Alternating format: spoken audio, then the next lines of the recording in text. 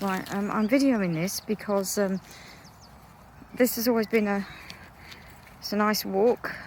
The person who got the footpath converted, they've made all this new walkway, which is very good. I think that's the person who lives in the house on the other side of this. And the other field is owned by someone different, obviously, who's not such a nice person. And you used to be able to walk down here, and then you used to be able to just walk along the fence line up to the trees that you can see in the distance there, this tree. And there's a walkway going through, and you go through a small field and then into another small field, and it leads into the public footpath, which goes through these woods and then brings you back through the fields behind there.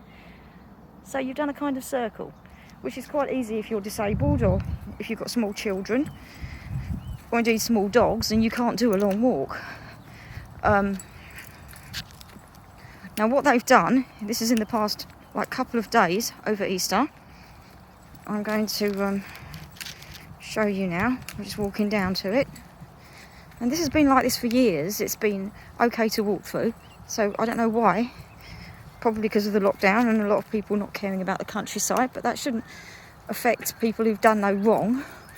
And they've done this. They've put this horrible gate, this silver gate and this silver gate here. And as you can see,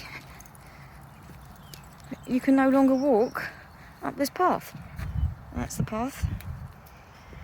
And you could go round and down the bottom, you see, through, there wasn't a gate there, and then you just come back up this path and back to where you came from. This footpath here is very nice, nicely done, and this guy who owns this house has obviously taken a lot of time doing this.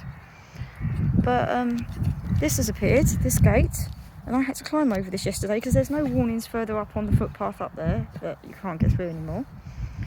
And yeah, you can see it's a well-walked path. It goes around the outside of the field. It's not bothering anyone.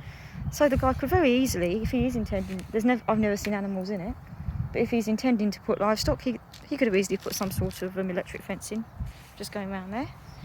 But he's obviously decided to be an awkward sod, you know, and block the whole thing off, meaning that I'll show you further on.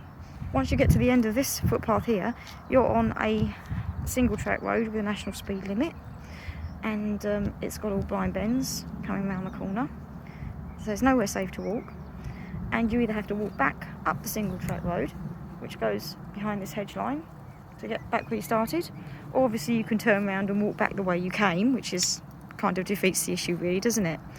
Or you can walk that way, which will get you through to the woods, but it's the next footpath is half a mile down this lane with nowhere to walk, and then you have to go through a horse paddock, which is not safe.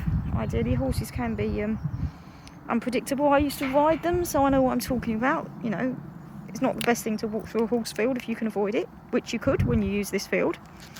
Anyway, I'll film it again when I get to the bottom of the road.